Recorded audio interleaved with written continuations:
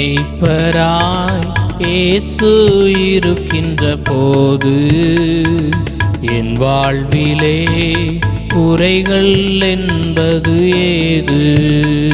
கிறிஸ்துவுக்குள் மிகவும் பிரியமான தேவனுடைய ஜனங்களே, இந்த 8ஆம் மாதத்தின் 2ஆம் நாள் அதிகாலை நேரத்திலும் நாம் தேவனை ஆராதிக்க கூடி வந்திருக்கிறோம்.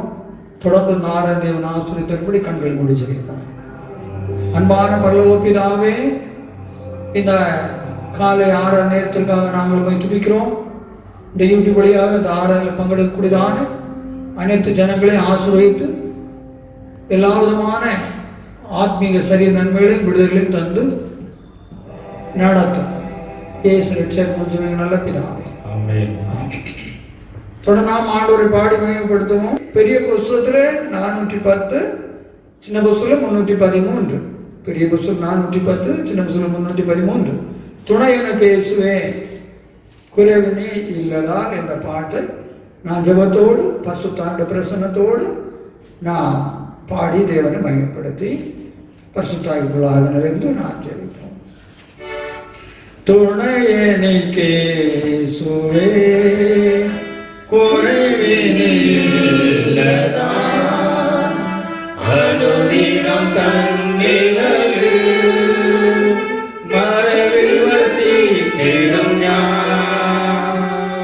துணை எனக்கு இயேசுவே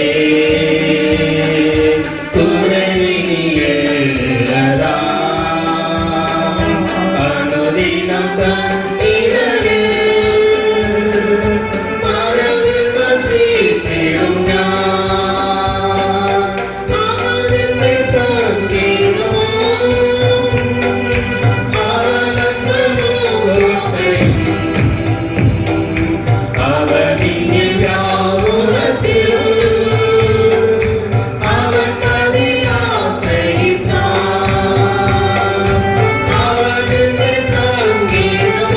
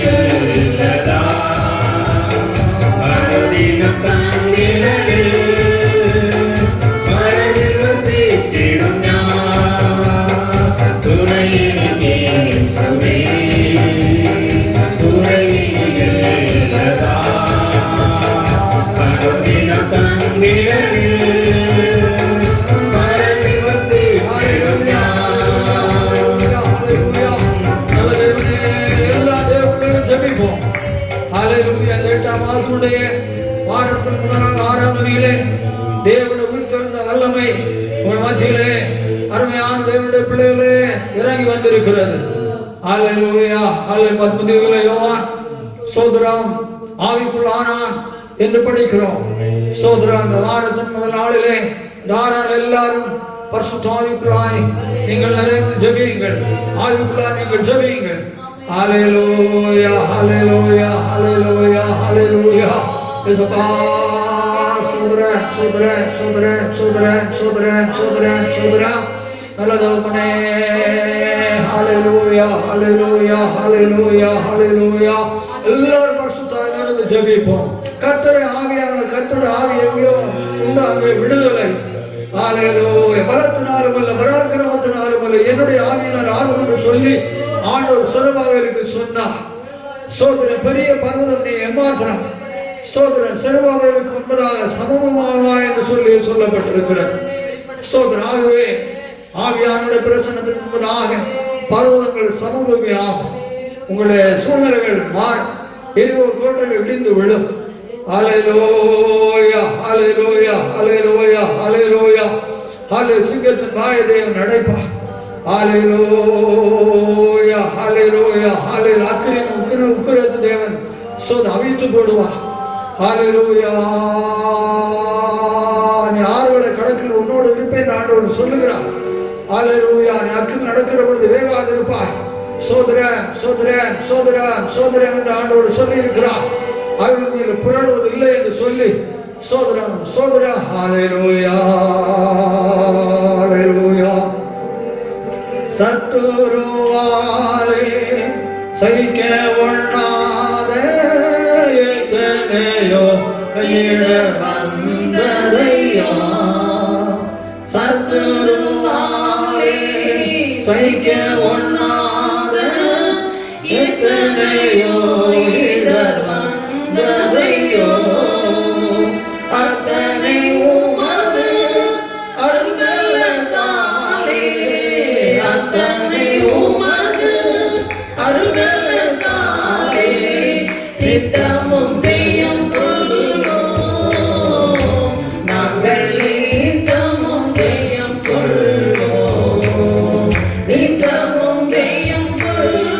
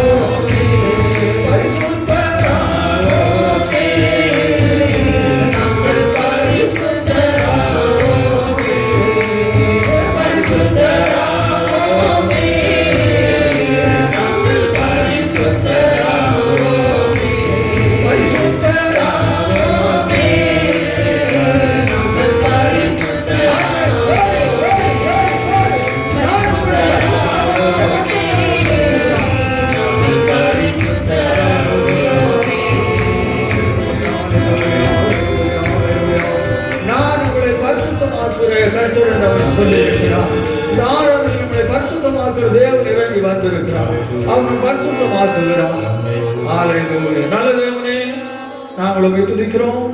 ஆராதனையில் நாங்கள் உம்மை பாடி மேம்படுத்தி ஜெபிக்க எங்களுக்கு உதவி செய்து ஆண்டவரே ஸ்தோத்திரம். இந்த யூடியூப் வழியாக இந்த ஆராதனையில் பங்கெடுத்துக் கொண்டிருக்கிற ஜனங்களை தொடர்ந்து ஆசீர்வதி. சங்கீத பதில் எங்களுக்கு ஆசீர்வதித்து தார். இயேசு ரட்சகர் முடிஞ்சவங்க நல்ல பிதாவே. ஆமென். எல்லாரும் எழுந்து 15ஆம் சங்கீதத்தை நாம் ஆண்டோட நாமத்தின் மகிமைக்காக மாறி மாறி வாசிப்போம். சங்கீதம் 15.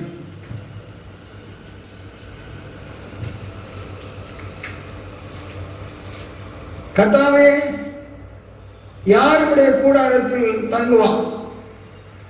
யாருடைய பரிசுத்த பர்வதத்தில் வாசம் பண்ணுவான்? உத்தமனாய் நடந்து நீதியை நடப்பித்து மனதார சத்தியத்தை பேசுகிறவன் தானே. அவன் தன் நாவினால் புறங்கூறாமலும் தன் தோழனுக்கு தீங்கு செய்யாமலும் தன் அயலான் மேல் சொல்லப்படும் நிந்தையான பேச்சு எடுக்காமலும் இருக்கிறான். ஆதவன் அவன் பார்வைக்கு கீழ்ப்படவன், கர்த்தருக்கு பயந்தவர்களோ நமக்குதான். ஆணையத்தில் தனக்கு நஷ்டம் வந்தாலும் தவறாது இருக்கிறான். தன் பணத்தை வட்டிக்கு கொடாமலும் குற்றமில்லாதவனுக்கு விரோதமாய் பரிதானம் வாங்காமலும் இருக்கிறான். இப்படி செய்கிறவன் என்றைக்கும் வசிக்கப்படுவதில்லை. நம்முடைய வாழ்நாளெல்லாம் நமக்கு நன்மை செய்து நம்மை பாதுகாத்து அரவணைத்து நடத்துகிற தேவனை இதயத்தின் ஆழத்தில் ஸ்தோத்திரம் பண்ணுவோம். ஹல்லேலூயா, ஹல்லேலூயா, ஹல்லேலூயா, ஹல்லேலூயா, ஹல்லேலூயா, ஹல்லேலூயா. தேவனே, எங்கள் இயேசு நாமம் நாமம்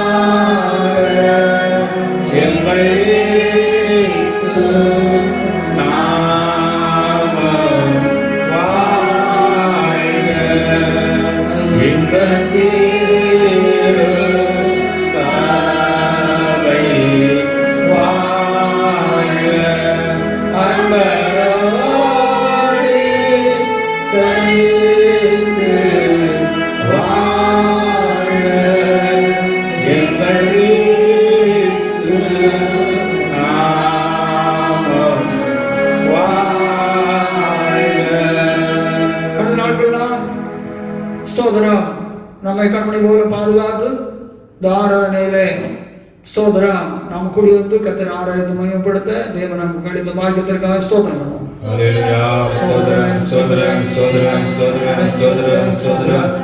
தேசத்தை இந்த கொரோனா தேசத்தையும் சேசுள்ளதான ஜனங்களையும் பரிசுத்தவான்களையும் விசுவாசிகளையும் இந்த கொரோனா வியாதிகளிலிருந்து முழுதுலைக்கு பாதுகாக்கும்படி ஸ்தோத்திரம் பண்ணுவோம்.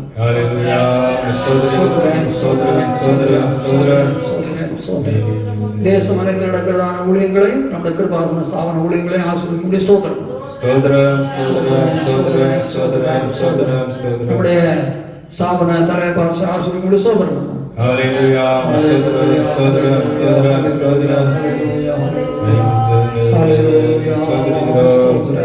பிதாவாகிய தேவனை ஸ்தோத்திரம் பண்ணுவோம். குமாரனாகிய இயேசு கிறிஸ்துவை ஸ்தோத்திரம் பண்ணுவோம். பரிசுத்தமானவராகிய தேவனை ஸ்தோத்திரம் பண்ணுவோம். ஸ்தோத்திரம். நம்முடைய ஜெபங்கள் வேண்டுதல் எல்லாம் தேவன் கேட்டபடினாலே ஸ்தோத்திரம் பண்ணுவோம். துதிகள் மத்தியில் வாசமாயிருக்கிற எங்கள் அன்பான இயேசுவே, மறுபடியும் நாங்களுமே துதிக்கிறோம். நம்முடைய வாய்ந்த ஆராதனை நம்முடைய பிரசன்னம் எங்களை ஆளுகை செய்து கொண்டிருக்கிறபடினாலே ஸ்தோத்திரம். இப்பொழுதும் ஆண்டவரை இந்த யூடியூப் வழியாக இந்த ஆராதனையில் பங்கெடுத்துக் கொண்டிருக்கிற நம்முடைய ஜனங்களுக்கு வசமான வார்த்தைகளை தேவன் தான் வசனங்கள் கேட்டு தம்முடைய பிள்ளைகள் இன்னும் இருக்கிற அனுபவங்களிலிருந்து ஒரு ஜெயமான அனுபவங்களை கடந்து போக கர்த்தர் ஆண்டவரே ஸ்தோத்திரம் ஜனத்தை வழி நடத்தும். நம்முடைய அபிஷேகம் கேட்பட்ட வார்த்தைகளை தான் இயேசு ரட்சகர் முடிஞ்சவங்க நல்ல பிதாவே.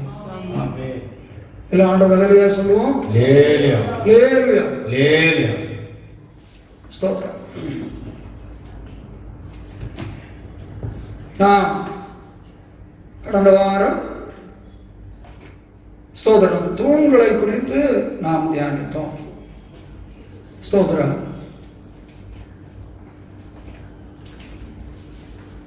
நீதிமொழிகள் 9:1 ஞானம் தன் வீட்டை கட்டி தன் 7 தூண்களையும் சித்திரம் தீர்த்து என்று படித்தோம். ஞானம் என்றால் கிறிஸ்து என்று சொல்லியும், வீடு என்று சொன்னால் சபை என்று சொல்லியும், சபையா வீட்டை கிறிஸ்து உபதேசமாகிய சோதரன் தூண்களினாலே சித்திரம் தீர்க்கிறார். ஆகவே நாம் சபையில் சோதரம் விசுவாசிகள் என்கிற சத்தியத்தின் தூண் என்று சொல்லி விரிவான சோதரம் உபதேசத்தை நாம் கேட்டோம். நம்முடைய கிறிஸ்துவ வாழ்க்கையில் உண்மையிலே நாம் சத்தியத்துக்கு எல்லா நிலைகளிலும் தூண்களாக இருக்க வேண்டும் என்று சொல்லுகிறதான சத்தியத்தை நாம் படித்தோம். இன்றைக்கு அருமையானவர்களே, சோதரம் இரண்டாவது ஒரு தூணை குறித்து நாம் படிப்போம். யோசுவா புத்தகம் 24ஆம் அதிகாரம், யோசுவா 24, 26, 27. இந்த வார்த்தைகளை யோசுவா தேவனுடைய நியாயப்பிரமாண புஸ்தகத்தில் எழுதி ஒரு பெரிய கல்லை எடுத்து அதை அங்கே கர்த்தருடைய பரிசுத்த ஸ்தலத்தின் அருகில் இருந்த கர்வாலி மரத்தின் கீழ் நாட்டி எல்லா ஜனங்களையும் நோக்கி இதோ இந்த கல் நமக்குள்ளே சாட்சியா இருக்க கடவுது. கர்த்தர் நம்மோட சொன்ன எல்லா வார்த்தைகளையும் இது கேட்டது. நீங்கள் உங்கள் தேவனுக்கு விரோதமாக பொய் சொல்லாதபடிக்கு இது உங்களுக்கு சாட்சியா இருக்க கடவுது என்று சொல்லி கர்த்தரை உத்தமமாய் பின்பற்றின யோசுவா ஸ்தோத்திரம் நிறுத்தினதான சாட்சியின் தூண். ஒரு அல்லேலூயா சொல்லுவோம். இந்த கல் நமக்கு சாட்சியா இருக்கட்டும் என்று சொல்லி இவளெல்லாம் இந்த கல் கேட்டது என்று சொல்லி சாட்சியின் தூண். தேவனை உத்தமமாய் சேவித்த பக்தராகிய யோசுவா தன் காலத்தில் இஸ்ரேல் ஜனங்களுக்கு முன்பதாக நாட்டினதான சாட்சியின் தூண். ஒரு அல்லேலூயா சொல்லுவோம். இரண்டாவது, இந்த பூமியிலே நாம் சாட்சியின் தூண்களாக ஜீவிக்க வேண்டும். அல்லேலூயா சொல்லுவோம். இந்த பூமியிலே நாம் ஆண்டவருக்கு சாட்சியின் தூண்களாக ஜீவிக்க வேண்டும். ஸ்தோத்திரம் ஸ்தோத்திரம். மோசைக்கு பின்பு தேவன் இஸ்ரவேல் ஜனங்களை நடத்தும்படி தலைவனாக யோசுவாவை தேவன் ஏற்படுத்தி, ஸ்தோத்திரம், நான் மோசையோடு கூட இருந்தது போல உன்னோடு கூட இருப்பேன், ஒருவரும் உனக்கு எதிர்த்து நிற்பது இல்லை, நீ பலன் கொண்டு திடமனதாயிரு என்று சொல்லி தேவன் யோசுவாவை இஸ்ரவேல் ஜனங்கள் நடத்தும்படி 2வது தலைவனாக நியமித்து வாக்கு பண்ணுகிறார். இப்பொழுது யோசுவா இஸ்ரவேல் ஜனங்களை நடத்தி கொண்டு வருகிறார். கர்த்தர் இஸ்ரவேலை சுற்றிலும் இருந்த அவருடைய எல்லா சத்துருக்களுக்கும் சத்துருக்களாக யுத்தம் இல்லாதபடிக்கு இளைப்பாற பண்ணி அநேக நாள் சென்ற பின்பு யோசுவா வயது சென்று முதிர்ந்தவனானான். 23 எழுதியிருக்கிறது. இப்படி நடத்தி கொண்டு வருகிற பொழுது தேவன் எல்லா சத்துருக்களிடத்திலிருந்து யுத்தம் இல்லாதபடி இளைப்பாற பண்ணினார். இப்பொழுது யோசுவா முதல் வயது உள்ளவராக மாறுகிறார். அல்லேலூயா சொல்லுவோம். அந்த அதிகாரத்தின் கடைசியிலே கூட சொல்லுகிற பொழுது, நீங்கள் மற்ற ஜனங்களோடு கூட எந்த விதமான ஐக்கியங்களை வைத்துக் கொள்ளக்கூடாது, தேவன் அதில் பிரியப்பட மாட்டார். அப்படியெல்லாம் நீங்கள் வைத்துக் கொண்டால் சோதரம் உங்கள் தேவன் மறுபடியும் உங்களை சீக்கிரமாய் அழித்து நீங்கள் தேவ கோபத்தை அழிந்து போவீர்கள் என்று சொல்லி சொல்லுகிறார். அந்த 23, 15, 16 படிங்கள். யோசுவா, இப்பொழுது உங்கள் தேவனாகிய கர்த்தர் உங்களோட சொன்ன நல்ல காரியமெல்லாம் உங்களிடத்திலே எப்படி நிறைவேறிற்றோ பாருங்க, எப்படி நல்ல காரியம் எல்லாம் நிறைவேறிற்றோ அப்படி உங்கள் தேவனாகிய கர்த்தர் உங்களுக்கு கட்டளையிட்ட அவருடைய உடன்படிக்கை நீங்கள் மீறி அந்நிய தேவர்களை சேவித்து அவைகளை பணிந்து கொள்ளும் காலத்தில் உங்கள் தேவனாகிய கர்த்தர் உங்களுக்கு கொடுத்த இந்த நல்ல தேசத்திலிருந்து உங்களை நிர்மூலமாக்க மட்டும் கர்த்தர் உங்கள் மேல் சகல தீமையான காரியங்களை வர பண்ணுவார். கர்த்தருடைய கோபம் உங்கள் மேல் பற்றி எரியும். அவர் உங்களுக்கு கொடுத்த நல்ல தேசத்திலிருந்து நீங்கள் சீக்கிரமாய் அழிந்து போவீர்கள் என்றார். ஒரு அல்லேலூயா சொல்லுவோம். தேவன் எப்படியெல்லாம் உங்களை ஆசீர்வதித்தார், அதுபோல நீங்கள் தேவனை விட்டு விலகுகிற பொழுது எல்லாம் ஆசீர்வாதத்தை இழந்து நீங்கள் அழிந்து போவீர்கள் என்று சொல்லி சொல்லுகிறார். தன்னுடைய சோதரம் முதிர்ந்த வயதில் ஜனங்களை கூட்டி 24ஆம் அதிகாரத்திலே படிக்கிற பொழுது, பின்பு யோசுவா இஸ்ரவேல் கோத்திரங்களை எல்லாம் சீகேமிலே கூடி வரச் செய்து இஸ்ரவேல் மூப்பரையும் தலைவரையும் நியாயாதிபதிகளையும் அதிபதிகளையும் வரவழைத்தான். அவர்கள் தேவனுடைய சந்நிதியில் வந்து நின்றார்கள். இப்பொழுது இஸ்ரவேல் ஜனங்கள் எல்லாம் சீகேமிலே கூட்டி சேர்க்கிறான். தலைவர்கள், சோதரா, மூப்பர்கள், அதிபதிகள், நியாயாதிபதிகள் எல்லாரையும் கூட்டியாயிற்று. அப்பொழுது தேவன் யோசுவா சொல்லுகிறான். அப்பொழுது யோசுவா சகல ஜனங்களையும் நோக்கி, இஸ்ரவேல் தேவனாய கர்த்தர் சொல்லுகிறது என்னவென்றால், பூர்வத்திலே உங்கள் பிதாக்களாகிய ஆபிரகாமுக்கும் நாகோருக்கும் தகப்பனான தேராகு என்பவன் நதிக்கு அப்புறத்திலே குடியிருந்த போது அவர்கள் வேறே தேவர்களை சேவித்துக் கொண்டிருந்தார்கள் என்று சொல்லி ஆண்டவர் சொல்லுகிறார், இஸ்ரவேல் சொல்லுகிறான். இப்பொழுது நான் நதிக்கு அப்புறத்தில் இருந்ததானே நம்முடைய அந்த பிதாவாகிய ஆபிரகாமை ஸ்தோத்திரம் நான் அழைத்து அவனை கானானை அவனை சஞ்சரிக்க செய்து அவன் சந்ததி திரட்சி ஆக்கி அவனுக்கு ஈசாக்கை கொடுத்தேன். ஈசாக்குக்கு ஏசா யாக்கோபு என்று சொல்லக்கூடிய ஸ்தோத்திரம் 2 பேரை நான் கொடுத்து, ஏசாவுக்கு சேயீர் மலை தேசத்தை கொடுத்தேன். யாக்கோபும் அவனுடைய சந்ததிகளும் ஸ்தோத்திரம் எகிப்துக்கு போனார்கள். நான் அவர்களை மோசையும் ஆரோனையும் அனுப்பி எகிப்தியரை வாதித்து அப்படி அவர்கள் நடுவில் இருந்து அவர்களை புறப்பட பண்ணி கொண்டு வந்தேன். நான் உங்கள் பிதாக்களை எகிப்திலிருந்து புறப்பட பண்ணின போது சமுத்திர கரைக்கு அவர்கள் வந்தார்கள். வந்த பொழுது எகிப்தியர்கள் அவர்களை பின்தொடர்ந்து வந்தார்கள். அப்பொழுது இஸ்ரவேல் ஜனங்கள் என்ன நோக்கி கூப்பிட்ட பொழுது நான் எகிப்தியருக்கு நடுவே அந்த வார்த்தை வர பண்ணி சமுத்திரத்தை எகிப்தியர் மேல் நான் புரள செய்து சோதரம் அந்த எகிப்தியரை முழுதுமாக நான் அழைத்து அவளுடைய கைக்கு உங்களை தப்புவித்தேன் என்று சொல்லி ஆண்டவர் சொல்கிறார்.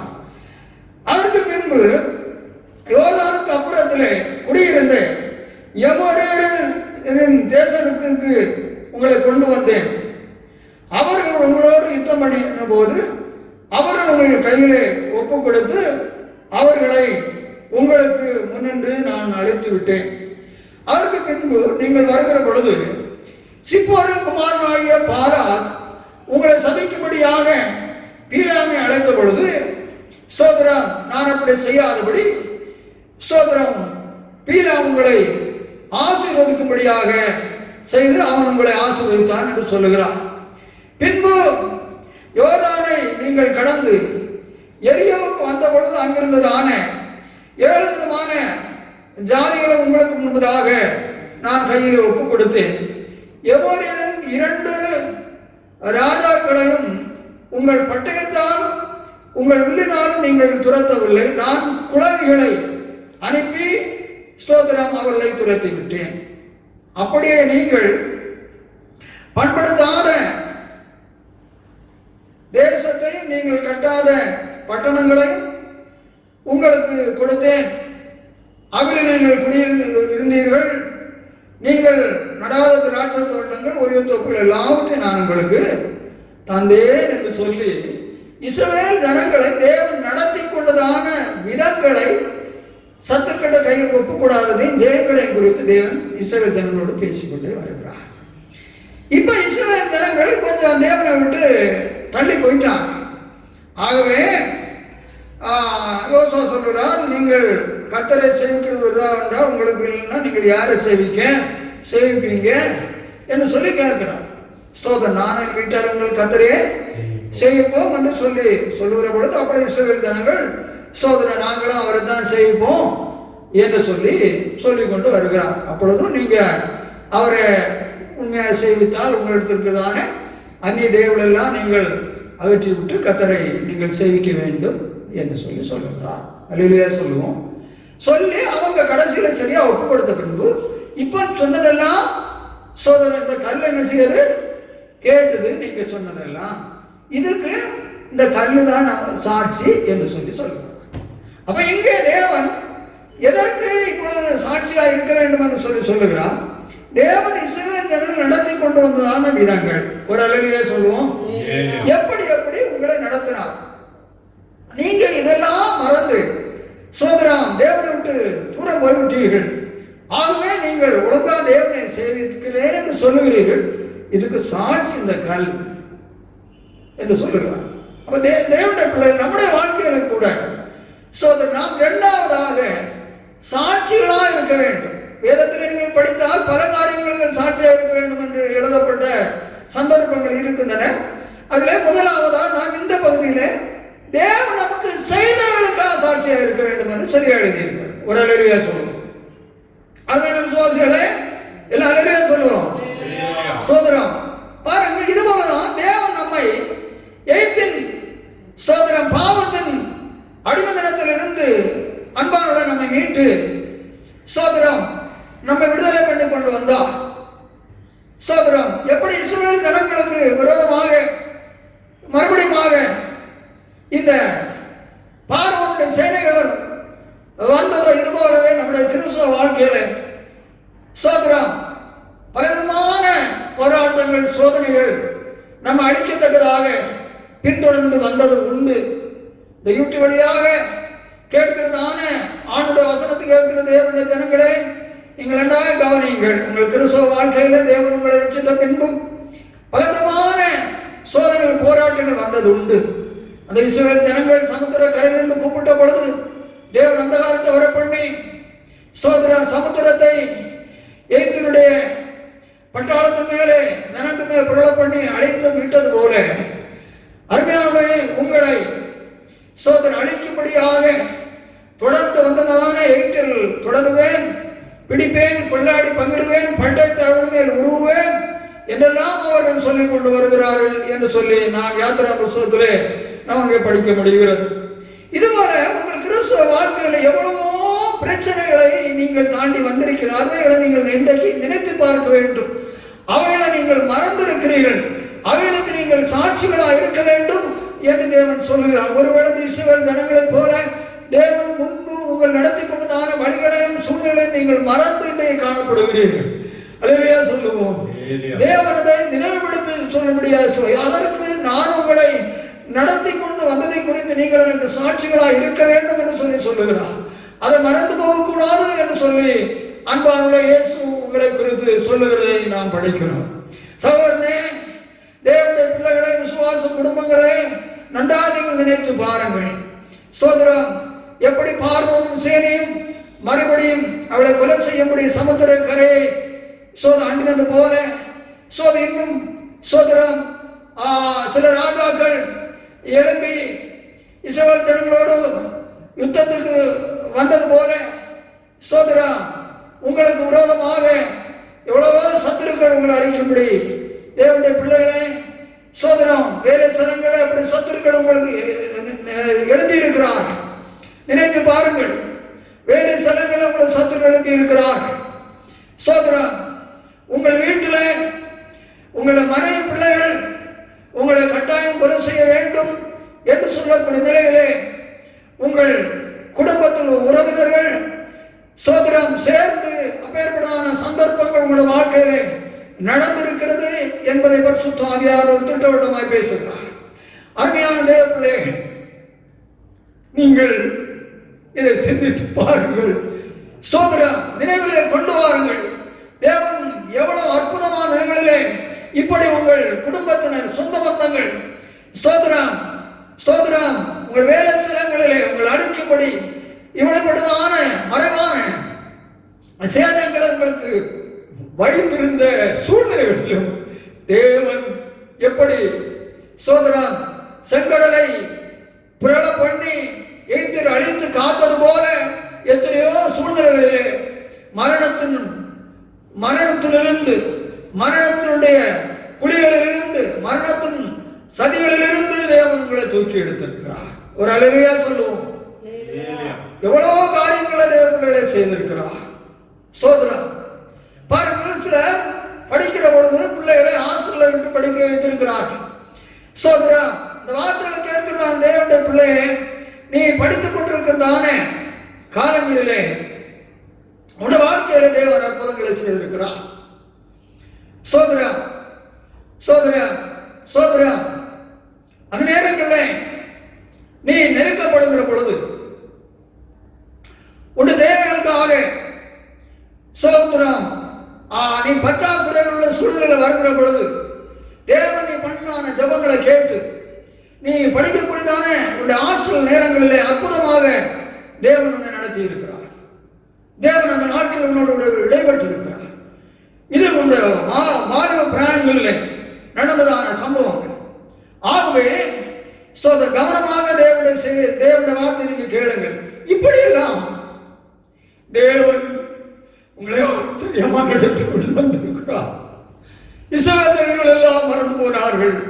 இதுபோல இன்று நீங்கள் விசுவாச தேவ பிள்ளைகளாக இருந்தாலும் தேவன் உங்களை நடத்துகிறார் வழிகளை அற்புதங்கள் நீங்கள் மறந்தவர்களாக இருக்கிறீர்கள் என்பதை தேவன் நீங்கள் அதை நினைத்து சாட்சிகளாக இருக்க வேண்டும் என்று சொல்லுகிறார். ஒரு அல்லேலூயா சொல்லுவோம்.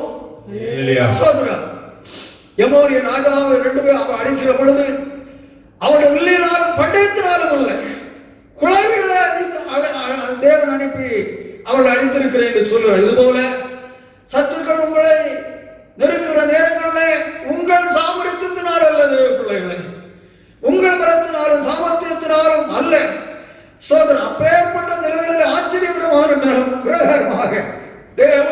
வாழ்க்கையில் உண்டான பெரிதான தீமைகள் கேடுகளிலிருந்து அற்புத பிரகாரமாக நான் இதிலிருந்து எப்படி தப்புவிக்கப்பட்டேன் சோதரம் என்று சொல்லி நீங்கள் நினைக்க தகுந்த அளவிலே தேவன் உங்களை தப்பிவித்து தேவன் கொண்டு வந்திருக்கிறார். தேவன் உங்களை நேசிக்கிறார். தேவன் எவ்வளவு பெரிதான காரியங்களை உங்களுக்கு செய்திருக்கிறார். ஒரு அல்லேலூயா சொல்லுவோம். பாலாப்பீலாக அழைத்து இஸ்ரவேல் ஜனங்களை சபித்து ஒன்றுமில்லாமல் ஆக்க வேண்டும் என்று விரும்பின பொழுது தேவன் அதற்கு கொடாதபடி அவர்களை ஆசீர்வதிக்கும்படி செய்தான். இதுபோல தேவப்பிள்ளை குடும்பங்களிலே உன்னை பெற்றெடுத்த பெற்றோர்கள் சபித்திருக்கிறார்கள். உன்னுடைய சொந்த பந்தங்கள் சபித்திருக்கிறார்கள். உன்னோடு கூட பிறந்தவர் சகோதரர்கள் உன்னை சபித்திருக்கிறார்கள். சோதரம் சோதரம் பல நிலைகளிலே உன்னுடைய வாழ்க்கையிலே சோதரம் உன்னை சபித்தவர்கள் உண்டு. நீ அதற்காக துக்கப்பட்ட காலங்கள் உண்டு. ஆனால் தேவனே ஒரு சாபத்திற்கும் உன்னையும் உன் குடும்பத்தை ஒப்புப்படாதபடி உன்னை ஆசீர்வதித்து நடத்தி வந்திருக்கிறார். ஒரு அல்லேலூயா சொல்லுவோம். இப்படி அன்பான இவைகள் உங்கள் வாழ்க்கையில் நடந்திருக்கிறது என்பதை பரிசுத்த ஆவியானவர் தேவ பிள்ளைகளை திட்டவட்டமாய் பேசுகிறார். இப்படி தேவன் உங்களை அற்புதமாய் நடத்தி இருக்கிறார். இதற்கு நீங்கள் தேவனை மறவாதபடி சாட்சிகளாக இந்த பூமியிலே நீங்கள் வாழ வேண்டும். ஒரு அல்லேலூயா சொல்லுவோம். ஸ்தோத்திரம். எல்லாரும் அல்லேலூயா சொல்லுவோம். ஸ்தோத்திரம். எவ்வளவு காரியங்களை இன்னும் தேவ பிள்ளைகளை நீங்கள் அனுபவித்திருக்கிறீர்கள், நன்மைகளை பெற்றிருக்கிறீர்கள். இஸ்ரவேல் ஜனங்களை தண்ணீர் இல்லாத போது ஸ்தோத்திரம் அவர்களுக்கு கண்மலை திறந்து பிளந்து தண்ணீரை கொடுத்தார். பாரத்தின் மன்னாவை கொடுத்தார். இப்படி பசுபட்டினிகள் சங்கடம் வருகிற நேரங்கள் எல்லாம் உங்களை தேவன் நடத்தி இருக்கிறார். சோதரர் ஒன்று நிலைகளிலும் தேவன் உங்களை சோதர தாழ விழுந்து விடாதபடி கர்த்தர் உங்களை சுமந்து கொண்டே அவர் நடத்தி கொண்டு வந்திருக்கிறார். ஆகவே விசுவாசிகள் தேவன் செய்த நன்மைகளுக்காக நீங்கள் மறவாதபடி தேவ பிள்ளைகளை நினைத்து நினைத்து அவரை துதித்து உங்கள் காலமெல்லாம் அவருக்கு சாட்சிகளாக வாழ வேண்டும். ஸ்தோத்திரம். அவ தேவனுக்கு தேவன் நன்மைகளுக்கு நாம் சாட்சிகள். தேவன் நம் நடத்தி வந்த வழிகளுக்கு நமக்கு சாட்சிகள். தேவன் நம்மை பாதுகாத்த வழி விதங்களை நினைத்து நாம் சாட்சிகளாக வாழ வேண்டும். அன்று நினைத்து அன்று மறந்து போவதில்லை, ஒரு நாளும் மறக்கக்கூடாது. அதை மறந்த பொழுது தேவன் இஸ்ரவேல் ஜனங்களுக்கு ஞாபகப்படுத்தி அங்கே சொல்லுகிறார். இதே நாம் அப்போஸ்தலர் 1:8 பரிசுத்த ஆவியானவர் வருகின்ற பொழுது நீங்கள் பலனடைந்து யூதேயாவின் சமாரியாவின் பூமியின் கடைசியில் எனக்கு சாட்சிகளா இருப்பீர்கள் என்று சொல்லி ஸ்தோத்திரம் எல்லாம் படிக்கிறோம். ஆகவே ரட்சிக்கப்பட்டு அபிஷேகம் பண்ணினா நம்முடைய கிறிஸ்தவ வாழ்க்கையில் எங்கும் ஆண்டவருக்காக நல்ல சாட்சிகளா இருக்கணும், அவருக்கு திருமங்களா இருக்கணும். கெட்டுப்பவர்களுக்குள்ளும் ரட்சிக்கப்படும் கிறிஸ்துவன் நற்கந்தமாக இருக்கிறோம் என்று சொல்லி அங்கே அப்போஸ்தலர் எழுதுவது போல இந்த பூமியிலே ஸ்தோத்திரம் துக்கத்தங்களாக அல்ல, நல்ல வாசனை கொடுக்கக்கூடிய நற்கந்தங்களாகவும் நிருபங்கள் சொன்னா ஒருவருடைய சரித்திரத்தை நாம் படித்தறிகிறது. அதுபோல தேவ பிள்ளைகளே நம்முடைய வாழ்க்கை மற்றவர்கள் படித்தறிந்து அறிந்தது போல பயனுள்ளதாக இருக்கக்கூடிய கனத்துக்குரிய நிருபங்களாக நாம் பூமியில் என்ன செய்ய வேண்டும், வாழ வேண்டும். அப்படி ஆவிக்கு நிலையில் நாம் சாட்சிகளாக அருமையானவர்களை நாம் ஜீவிக்க வேண்டும் என்பதை படிக்கிறோம். 2:32 3:15 படிங்கள். அப்போஸ்தலர் 2:32 3:15 அப்போஸ்தலர்கள் சோதரம் படிங்கள். இந்த இயேசுவை தேவன் எழுப்பினார். இந்த இயேசுவை தேவன் எழுப்பினார். இதற்கு நாங்கள் எல்லாரும் சாட்சிகளாய் இருக்கிறோம். இதற்கு நாங்கள் எல்லாரும் சாட்சிகளாய் இருக்கிறோம். 3:15 ஜீவாதிபதியை கொலை செய்தீர்கள். ஜீவாதிபதியை கொலை செய்தீர்கள். அவரை தேவன் மரித்தோரிலிருந்து எழுப்பினார். அவரை தேவன் மரித்தோரிலிருந்து எழுப்பினார். இப்படி நாங்கள் சாட்சிகளாய் இருக்கிறோம். ஆகவே அவர் சொல்லுகிறார்கள், இயேசு நீங்கள் சிலுவையிலிருந்து கொண்டீர்கள், அவர் உயிரோடு எழுந்தால் நாங்கள் அவருக்கு சாட்சி. நம்முடைய அப்போஸ்தலர்கள் எல்லாம் கர்த்தராகிய இருக்கிற இயேசு கிறிஸ்துவுக்கு அவர்கள் தங்கள் வாழ்க்கையில நல்ல சாட்சிகளாக ஜீவித்து ஓட்டத்தை முடித்திருக்கிறார். இதுபோல தேவன் செய்த நன்மைகளுக்காக நாம் பூமியிலே சாட்சிகளாக வாழ வேண்டும். பின்பு நாம் ஆவிக்குரிய ஜீவித்தை அடைந்தனா ஆவிக்குரிய ஏற்ற பிரகாரமாக தேவனுக்கு சாட்சிகளாக தேவ பிள்ளைகளை நாம் ஜீவிக்க வேண்டும். 3வது படிங்கள். ஆதியாகமம் 19:26. ஆதியாகமம் 19:26. மனைவியை பின்னிட்டு பார்த்து உப்பு தூண் ஆனால் லோத்தின் மனைவி பின்னிட்டு பார்த்து உப்புத்தூண் ஆனாள். சோதரன் என்று சொல்லி நாம் படிக்கிறோம். சோதரம் பின்னிட்டு பார்த்து உப்புத்தூணான லோத்தின் மனைவி. மூன்றாவது பின்னிட்டு பார்த்து உப்புத்தூணான லோத்தின் மனைவி.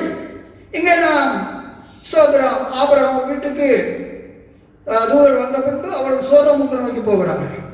சோதோம் குடிகளுடைய பாவங்கள் தேவ சமூகத்தில் எட்டு நிமித்தமாக தேவன் சோதோமுமாரை அழிக்கும்படி திட்டமிடுகிறார். 12ஆம் வசனத்திலிருந்து தேவன் லோத்தோடு பேசுகிறார். லோத்தை, நான் சோதோமை ஸ்தோத்திரம் அழிக்க போகிறேன். உன்னுடையவர்கள் இங்கே வேறாவது இருப்பார்களானால் நீ சீக்கிரமாக நீ அவர்களும் சோதம் பண்ணப்பட்டு வெளியே வந்துவிட வேண்டும் என்று தேவன் சொல்லுகிறார். அப்பொழுது அந்த லோத்து சோதரம் அவனுடைய பிள்ளைகளுக்கு அங்கேதான் புருஷர்களை அவன் பார்த்து வைத்திருந்தான். ஆக அவனோடு பேசுகிற பொழுது அவர்கள் ஸ்தோத்திரம் இவன் பரியாசம் பண்ணுகிறதாக அவர்களுடைய பார்வைக்கு காணப்பட்டது. ஸ்தோத்திரம் இப்படி எங்கே காலதாமதங்கள் உண்டாகிறது. அப்போ உடனே தேவன் இரக்கமுள்ளவராயிருந்து காலதாமதங்கள் உண்டான பொழுது லோத்துடைய கையையும் ஸ்தோத்திரம் அந்த லோத்துடைய மனைவியுடைய கையையும் அவருடைய 2 குமார்த்தி கைகளையும் பிடித்து படர்ந்து வெளியே தேவனுடைய பிள்ளைகளை கொண்டு வந்து, நீ ஸ்தோத்திரம் ஜீவன் தப்பு ஓடிப்போ, சமூகம் எங்கும் நில்லாதே, பின்னிட்டு பாராதே என்று சொல்லி தேவன் சொல்லுகிறார். ஒரு அல்லேலூயா சொல்லுவோம். ஸ்தோத்திரம். அப்ப அவர்கள் அப்படி போய் கொண்டிருந்த பொழுது ஸ்தோத்திரம் தேவனுடைய பிள்ளைகளே, லோத்துடைய மனைவி பின்னிட்டு பார்த்து உப்புத்தூண் ஆனால் என்று சொல்லி நாம் படிக்கிறோம். அவ கிறிஸ்துவ வாழ்க்கையிலே பின்னிட்டு பார்க்கக்கூடிய அனுபவங்கள் விசுவாசிகள் இருக்கக்கூடாது. ஏனென்றால் லோத்து ஒரு நீதிமான். லோத்து தான் குடியிருப்பதற்கு சோதோமை செலக்ட் பண்ணதே முதலாவது தப்பு. ஏனென்றால் சோதோமின் நேரே தேவனுடைய பிரசன்னம் சோதோம் குடிகளிடத்திலே இல்லை. சோதோம் வாரளாவ பாவத்தை அக்கிரமம் செய்து அவருடைய அக்கிரமங்கள் தேவ சமூகத்தில் வெட்டி இருக்கிறது. தேவனுடைய கோபம் சோதோமிலே, தேவனுடைய கோபத்தின் கரம் நீட்டப்பட்டிருக்கிறது. தேவனுடைய தண்டனையின் கோடரி சோதரம் தேவனுடைய சோதம் ஜனத்தின் மேலே விழுந்திருக்கிறது. ஆனாலும் அவன் நீதிமானாகியவன் அது செழிப்பை கண்டு அதை தெரிந்து கொள்ளுகிறான்.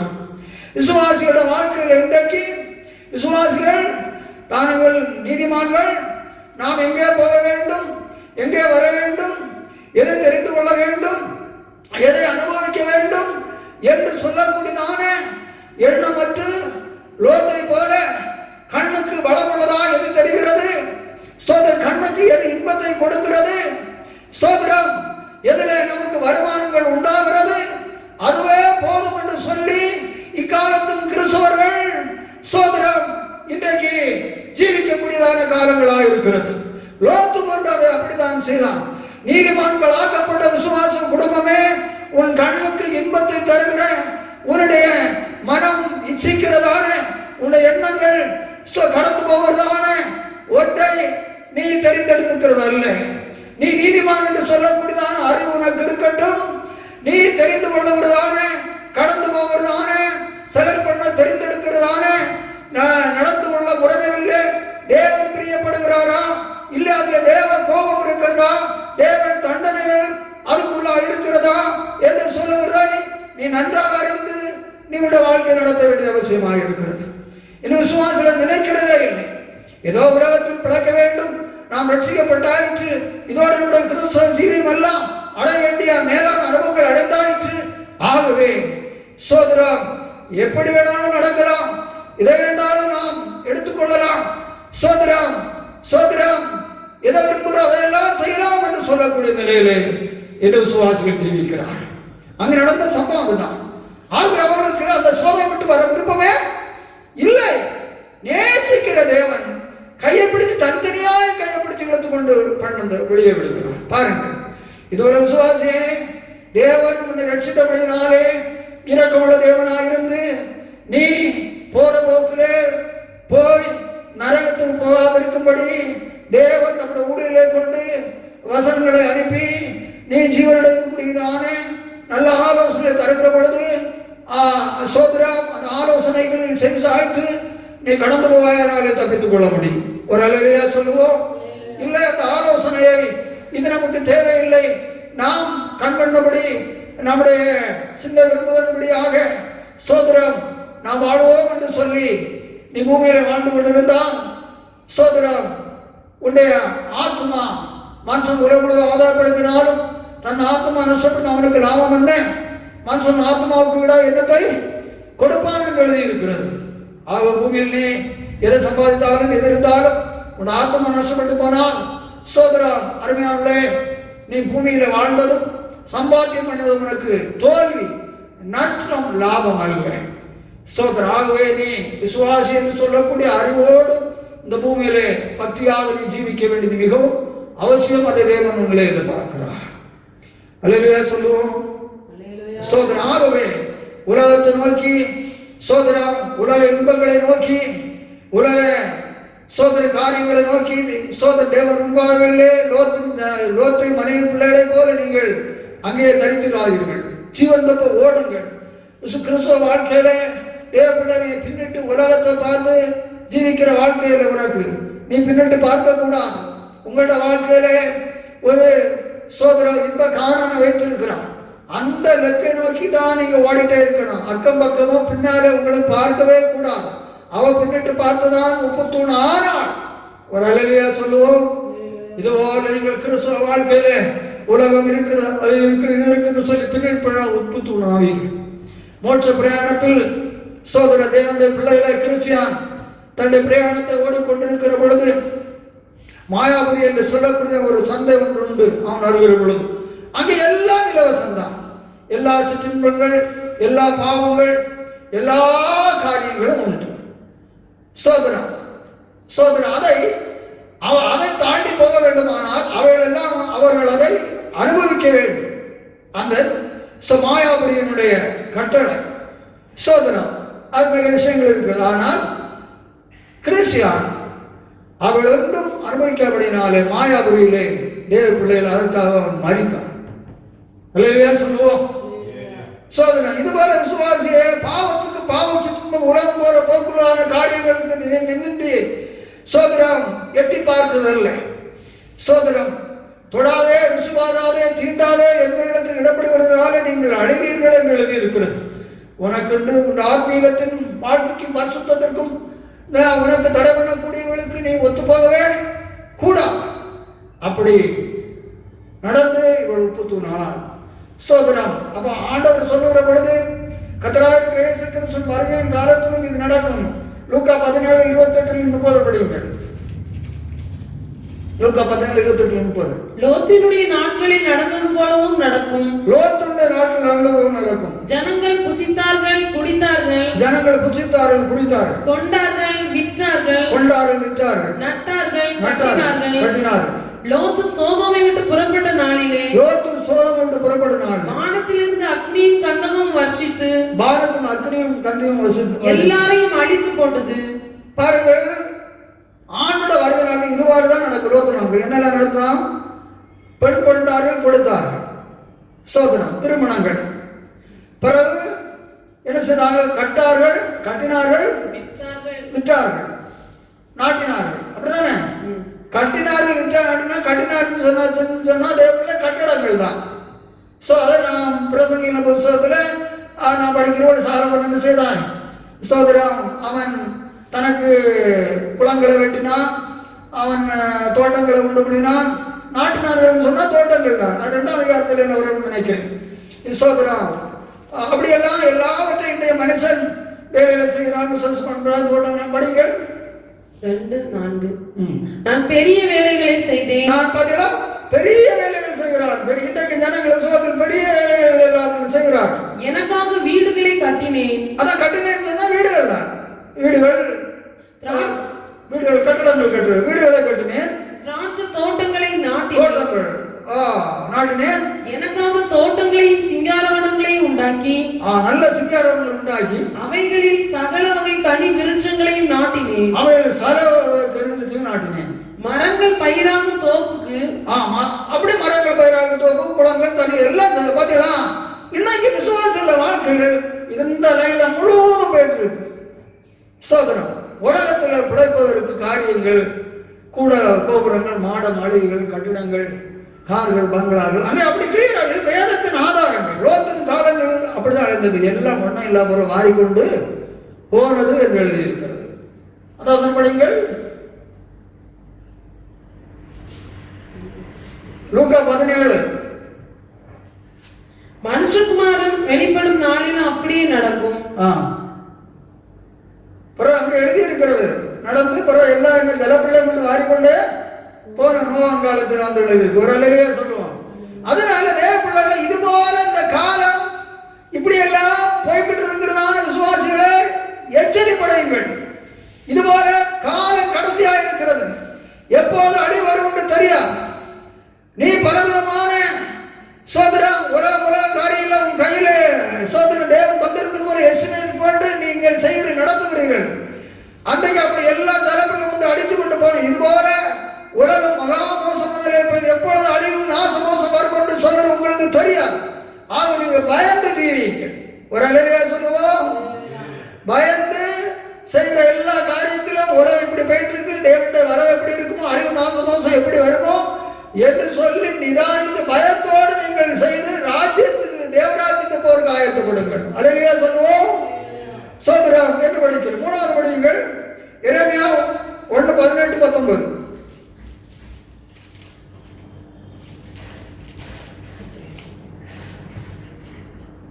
இதோ தேசம் அனைத்துக்கும் யூதாவின் ராஜாக்களுக்கும் அதன் பிரபுக்களுக்கும் அதன் ஆசாரியர்களுக்கும் தேசத்தின் ஜனங்களுக்கும் பாருங்கள் எதிராக நான் உன்னை இன்றைய தினம் அரணிப்பான பட்டணமும்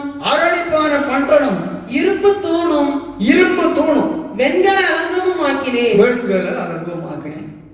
பாருங்கள், இஸ்ரவேல் ஜனங்கள் வேத வசனத்தை விட்டு விலகிப்பதான நேரத்தில் எரேமியா தீர்க்கதரிசியை இரும்பு தூணும் வெண்கல அலங்கமாக்குகிறார். ஒரு ஊழியக்காரன்.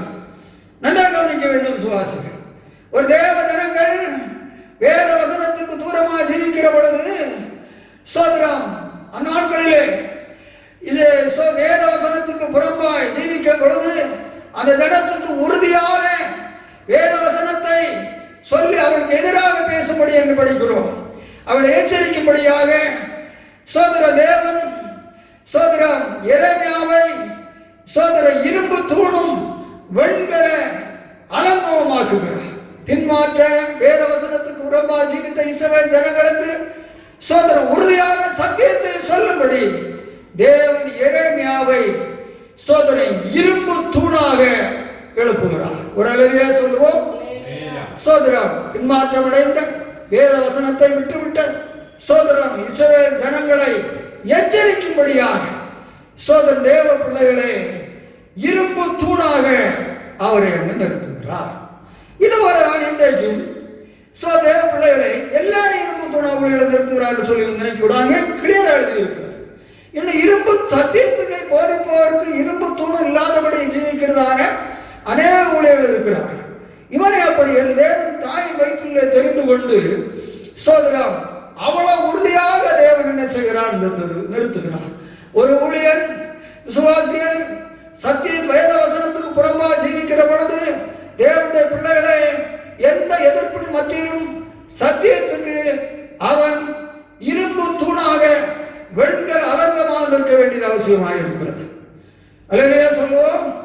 அதிலே விசுவாசிகள் சத்தியத்துடைய புரண்டு பொருட்கள் அவர்களுக்கு வலதுகை கொடுக்கவோ, அவர்களுக்கு சாதமாக உபதேசத்தை புரட்டவோ, அவர்களுக்கு பயப்படவோ எந்த விதமான அவசியங்களும் தேவனுடைய பிள்ளைகளே சோதனை தேவையே இல்லை என்பதை நாம் படிக்கிறோம். 4ஆம் வசனத்தில் நீங்கள் படியுங்கள். 1:4 கர்த்தருடைய வார்த்தை எனக்கு உண்டாகி அவர் நான் உன்னை தாயின் வயிற்றில் உருவாக்கும் முன்னே உன்னை அறிந்தேன். நீ கர்ப்பத்திலிருந்து வெளிப்படும் முன்னே நான் உன்னை பரிசுத்தம் பண்ணி உன்னை ஜாதிகளுக்கு தீர்க்கதரிசியாக கட்டளையிட்டேன் என்று சொன்னார். அப்பொழுது நான் கர்த்தராகிய ஆண்டவரே, இதோ நான் பேச அறியேன். சிறு பிள்ளையா இருக்கிற ஆனாலும் கர்த்தர் நான் சிறுபிள்ளை என்று நீ சொல்லாதே, நான் சிறுபிள்ளை என்று சொல்லாதே, நான் உன்னை அனுப்புகிற எல்லாரிடத்திலும் நீ போய், நான் உன்னை அனுப்புகிற எல்லாரிடத்திலும் நீ போய், நான் உனக்கு கட்டளையிடுகிறவைகளை எல்லாம் நீ பேசுவாயாக, நான் உனக்கு கட்டளையிடுகிறவைகளை எல்லாம் பேசுவாயாக, நீ அவர்களுக்கு பயப்பட வேண்டாம். பாருங்கள், ஒரு தேவனால் தேவ பிள்ளைகளே அழைக்கப்பட்டு அபிஷேகம் பண்ணப்படுதான ஊழியர்களுக்கு தேவன் கொடுத்த அதிகாரங்கள் இது. சோதரம் அழைப்பில்லாதபடி ஊழியம் செய்கிறார்கள், அதில் தப்பு இல்லை. சோதரம் அழைக்கப்பட்டு அதிகாரப்படுத்தப்பட்டு வருகிற ஊழியர்களுக்கு அவர்களுக்கும் ஊழியர்களுக்கும் வித்தியாசம் உண்டு. என்ன சொல்லுகிறார்? நீ அவர்களுக்கு பயப்பட வேண்டும். ஒரு தேவன் ஒரு ஊழியனை தெரிந்தெடுத்து ஒரு ஊழியத்தை நிறுத்தி இருக்கிற பொழுது தேவனுடைய பிள்ளை விசுவாசிகளுக்கு அவர்கள் பயப்பட வேண்டிய அவசியமே இல்லை. அது தேவன் கொடுத்த அதிகாரம். எரேமியா சொல்லுகிறார், ஆண்டவரே எனக்கு ஒன்றும் தெரிய, சின்ன பிள்ளை நான் உன்னை பண்ணியிருக்கேன், நீ யாருக்கும் பயப்பட வேண்டிய அவசியம் இல்லை. அடுத்தது, உன்னை காக்கும்படிக்கு நான் உன்னுடனே இருக்கிறேன் என்று ஒரு அழைத்து அபிஷேகம் பண்ணக்கூடிய ஊழியனை காக்கும்படிக்கு இன்று ஜனங்களுக்கு விசுவாசிகளுக்கு தெரியவில்லை. சோதரா அவன் தன்னந்தனிமையாக இருப்ப அவனுக்கு உதவி செய்ய காப்பதற்கு கேட்பதற்கு ஆளுநர் என்று நினைக்கிறார்கள். யாரும் கேட்க வேண்டாம், காக்க வேண்டாம்.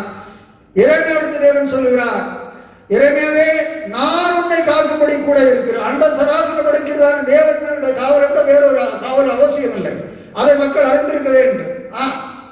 உன்னுடனே இருக்கிறேன் என்று கர்த்தர் சொல்லி, உன்னுடன் இருக்கிறேன் என்று கர்த்தர் சொல்லி, கர்த்தர் தமது கரத்தை நீட்டி, தேவன் தம்முடைய கரத்தை நீட்டி என் வாயை தொட்டு, எரேமியாவுடைய வாயை தொட்டு, இதோ என் வார்த்தைகளை உன் வாயிலே வைக்கிறேன். விசுவாசிகளே, ஒரு அழைக்கப்பட்ட ஒரு ஊழியன் தேவனுடைய வசனத்தை சொல்லுகிறார் என்று சொன்னால் சிம்மாவனம் சொல்லுகிறது இல்லை. காத்திருக்கிற பொழுது சபைக்கு அவசியமான தூண்டுகளை அவருடைய வாயிலே தேவன் வைக்கிறார். பார், பிடுங்கவும், பாருங்கள், அதிகாரம் கொடுக்கிறார். எப்படி? பிடுங்கவும், இடிக்கவும், அழிக்கவும், கவிழ்க்கவும், கட்டவும், நாட்டவும். உன்னை நான் இன்றைய தினம் ஜாதிகளின் மேலும்,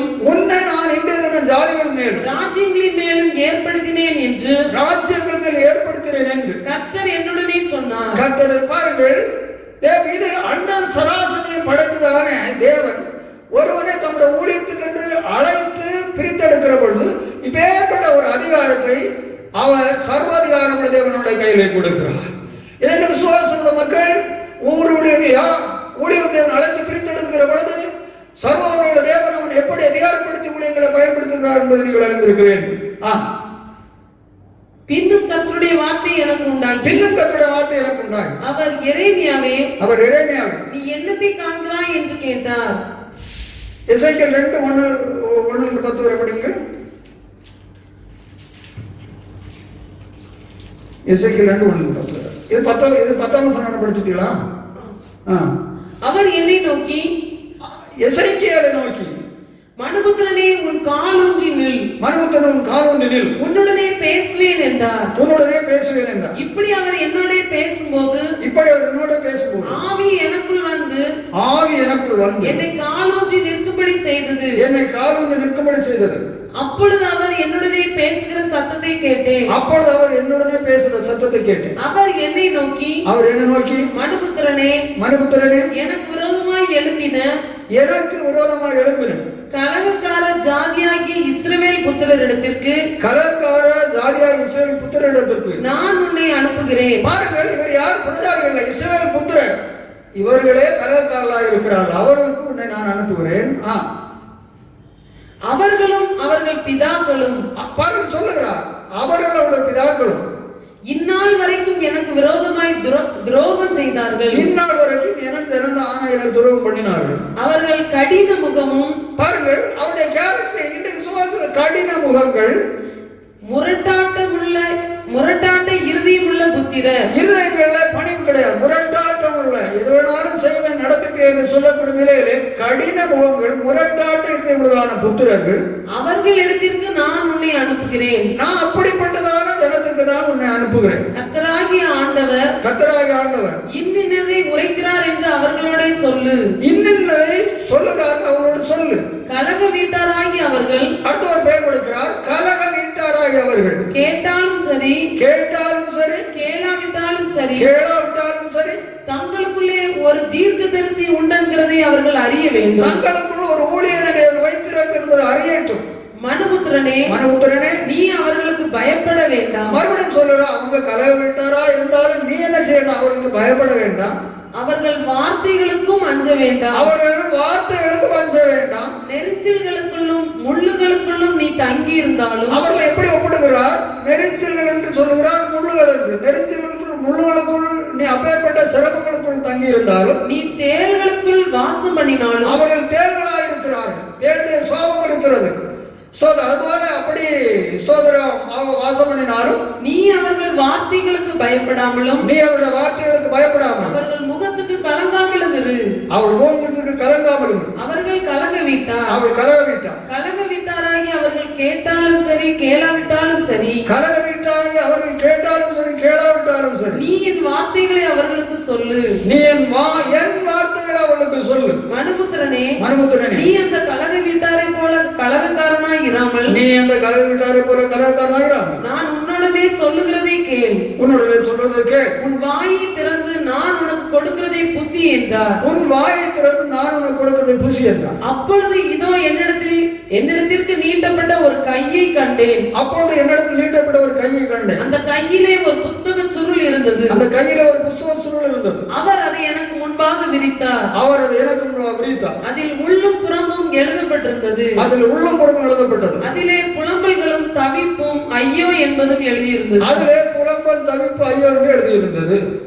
பாருங்கள், ஒரு தேவன் ஒரு ஊழியன் அழைத்து அபிஷேகம் அதிகாரங்களை கொடுத்து ஜனங்கள் ஸ்தோத்திரம் தேவ பயந்து ஜீவிக்கிற பொழுது தேவன் அந்த ஊழியனை பலப்படுத்தி தேவன் தான் வார்த்தைகளை கொடுக்கிறார். ஒரு அலையிலே சொல்லுவோம், கையை நீட்டி இசைக்கிலும் வார்த்தைகளை வைக்கிறார். அதுல என்னெல்லாம் புலம்ப தவிப்பு ஐயர்கள். ஆகவே ஒரு ஊழியனை கொண்டு தேவன் பேசுகிற பொழுது ஜனங்கள் எந்தெந்த நிலையில் இருக்கு அந்தந்த நிலையில் தான் வார்த்தைகள் புறப்பட்டுவார். அதை தேவனுடைய சமூகத்திலே காத்திருந்து அவன் உட்கொண்டுதான் தேவ சமூகத்தில் இருக்கிறான். அப்பொழுது தேவனுடைய வார்த்தைகள் அவனுக்கு பகிர்ந்து கொடுக்கிறார். அதைத்தான் அவன் தேவன் சபையில் என்ன செய்கிறான்? பேசுகிறான். ஆகவே இஸ்ரவேல் ஜனங்கள் சத்தியத்துக்கு புறம்பா ஜீவித்ததான காலத்திலே எரேமியா சொல்லக்கூடிய தீர்க்கதரிசியை சத்தியத்தை குறித்து சொல்லி அவளை எச்சரிக்கும்படியாக ஒரு இரும்பு தூணாக நிறுத்துகிறார். ஒரு அல்லேலூயா சொல்லுவோம். சோதரம் சத்தியத்தை இஸ்ரவேல் ஜனங்கள் பின்வாங்கி கிடந்த காலத்திலே சத்தியத்தை உறுதியாக சொல்லும்படி தேவனால் எழுப்பப்படுதான இரும்பு தூணாகிய எரேமியா மூன்றாவது ஸ்தோத்திரம். அல்லேலூயா சொல்லுவோம்.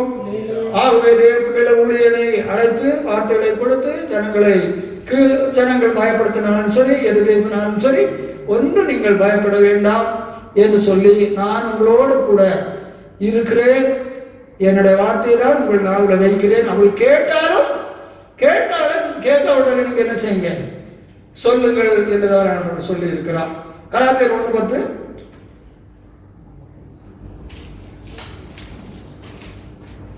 இப்பொழுது நான் மனுஷரையா தேவனையா யாரை நாடி போதிக்கிறேன்?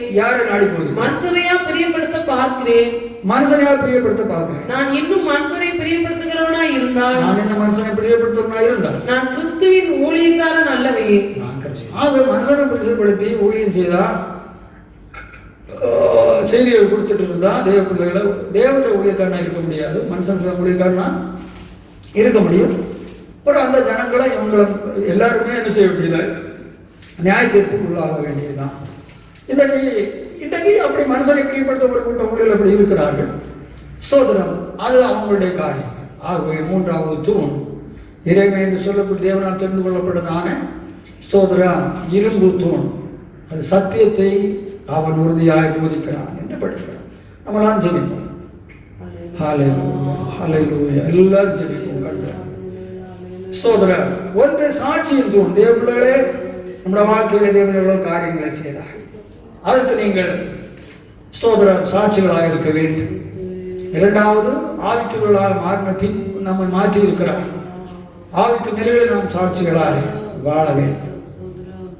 சோதரர் லோகத்தின் மனை உப்பு. சோதரர் உலகத்தை பார்த்து பின்மாற்ற நிலையிலே நாய்தான் கற்கிறது கழுவப்பட்ட பற்றி சேரிலே புறவர்களுக்கு ஒப்பாக என்று எழுதியிருக்கிறது. அதுபோல விசுவாசிகள் பின்மாற்றம் அடைந்து உப்பு தூணாய் பிற நரகத்துக்கு போனோம்.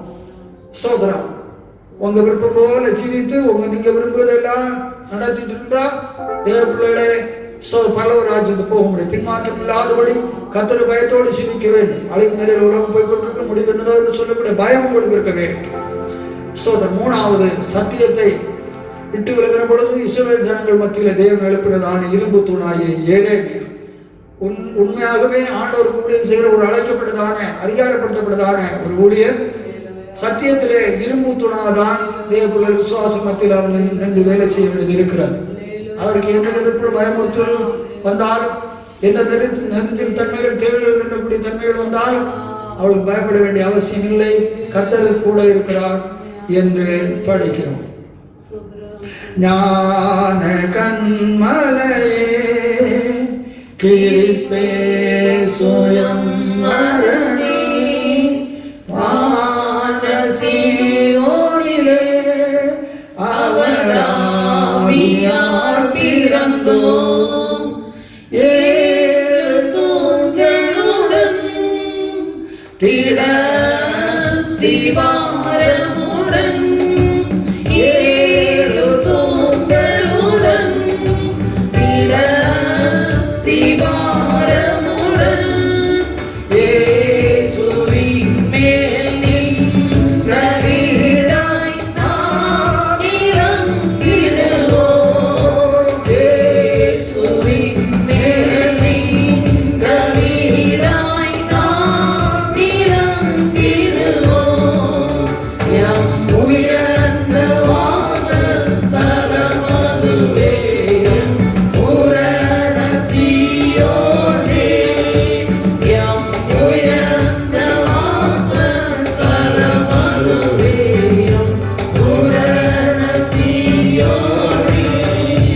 கண்மலையின் மேலே கலந்து போரும் நந்தத்தில் வாழ்வோம்.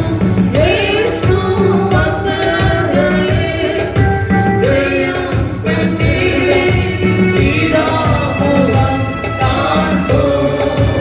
இயேசு பக்தர்களே, ஜெயம் பெற்றே பிதாமுகம் காண்போம். எம் உயர்ந்த வாசஸ்தலம் அதுவே, எம் பூரண சீயோனே. எம் உயர்ந்த வாசஸ்தலம் அதுவே, எம் பூரண சீயோனே. பிதாவே, இந்த மாதத்தின் 2வது நாள் சபை ஆராதனை எங்களை ஆசீர்வதி தந்தபடி நமக்கு ஸ்தோத்திரம். ஆண்டவரே, தூண்களை குறித்து நீ நம்முடைய ஜனங்களோடு பேசிக் கொண்டிருக்கிறேன். ஸ்தோத்திரப்பா, ஸ்தோத்திரம். 2வதாக நாங்கள் நீர் செய்த காரியங்களுக்காக சாட்சிகளாய் இருக்க வேண்டும், மறக்கக்கூடாது படித்தோம். திட்டவட்டமாய் இன்றைக்கு ஜனங்களோடு பேசியிருக்கிறேன். அவள் நீர் செய்த நன்மைகளையும் நீர் அவளை தப்பிவித்து பாதுகாத்து நடத்துவீர்களாக நிலைகளை நினைத்து என்றைக்கும் சாட்சிகளாக இருக்கட்டும். மற்றும் கிறிஸ்தவ வாழ்க்கையில் நாங்கள் உங்களுக்கு நிருபமாகவும் நற்கனமாகவும் அப்போஸ்தலர்களைப் போல ஆண்டவரே சாட்சிகளாக இருக்க உதவி செய்யும் கிருபைத்தார். லோகத்தில் மனைவி பின்னிட்டு பாட்டு உப்புத்தோம். ஆனால் இதுபோல விசுவாசிகளை ஆண்டவரே பாவத்திற்கு பாவலிருந்தெல்லாம் மீட்டுக்கொண்டு கரமெடுத்து கூட கொண்டு விட்டிருக்கிறேன். ஆனாலும் விசுவாசிகள் சோதனப்பா உலகம் போகிற போகு என்ன முடிவடையும் என்று சொல்லக்கூடிய எண்ணம் இல்லாதவன் இன்றைக்கு பயபக்தி இல்லாமல் ஜீவிக்கிறார். உலகத்தை பின்னிட்டு பார்த்து உலக காரியங்கள்லாம் மேலாக எண்ணுகிறார்கள். அந்த நிலையை தேவன் மாற்றும். லோகத்தின் காலத்தில் அப்படி எல்லாம் நடந்து பின்பு ஆண்டவரே ஸ்தோத்திரம் அவள் எல்லாம் அழிந்து போனது. இந்த இப்படிப்பட்ட பின்மாற்றத்திலே ஜனங்கள் போய் உலகத்துக்கு நாய் போய் உலகத்தை திரும்பி பார்த்து ஆண்டவரே அவள் நஷ்டமடைய அவளை பாதுகாத்து. 3வதாக சத்தியத்தை விட்டு தூரம் பண்ண பொழுது இஸ்ரவேல் ஜனங்களை ஆண்டவரை எச்சரிக்கும்படியாக ஒரு ஸ்தோத்திரா எரேமியாவை அழைத்து அதிகாரப்படுத்தி ஆண்டவரே ஸ்தோத்திரம் ஒரு வெண்கல் அலங்கமாகவும் இரும்பு தூணாக மாற்றி இருக்கிறேன். ஆகவே எங்கள் கிறிஸ்தவ வாழ்க்கையில் ஒவ்வொரு ஊழியர்களும் ஆண்டவரே சத்தியத்திற்காக ஒரு இரும்பு தூணாக இருக்கிறதான சோதரா ஒரு எரேமியாவின் அனுபவங்களில் ஊழியர்களை கர்த்தர் வழி நடத்தும். கேட்ட அனைத்து மக்களை ஆசீர்வதி. இயேசுவின் மூலமாக நல்ல பிதாவே, ஆமென். நாத்துமாவே கர்த்தரை ஸ்தோத்திரி, முழுவதுமே பரிசுத்த நாமத்தை ஸ்தோத்திரி. நாத்துமாவே கர்த்தரை ஸ்தோத்திரி, கர்த்தருடைய சகல பாவங்களையும் மன்னிப்பாரே. ஆமென். நம்முடைய கர்த்தராகிய இயேசு கிறிஸ்துவின் கிருபையும் பிதாவாகிய தேவனுடைய அன்பும் பரிசுத்த ஆவியின் ஐக்கிய சிநேகமும் நம்ம சகல பரிசுத்தவான்களோடும் கர்த்தருடைய வருகை மட்டும் தங்கி இருப்பதாக. ஜீவிக்கிறார் இயேசு ஜீவிக்கிறார், என் உள்ளத்தில் அவர் ஜீவிக்கிறார். துன்பத்தில் என்னை துணையவரே, என்றென்றும் ஜீவிக்கிறார். ஜீவிக்கிறார் இயேசு ஜீவிக்கிறார், என் உள்ளத்தில் அவர் ஜீவிக்கிறார். துன்பத்தில் என்னை துணையவரே, என்றென்றும் ஜீவிக்கிறார். அல்லேலூயா, அல்லேலூயா, அல்லேலூயா. கர்த்தருடைய ஸ்தோத்திரம். வசனம் கேட்ட அனைத்து தேவ பிள்ளைகளையும் கர்த்தர் ஆசீர்வதிப்பாராக. தேவ சமாதானம் உங்கள் அனைவரோடும் கூட இருப்பதாக. ஆமென்.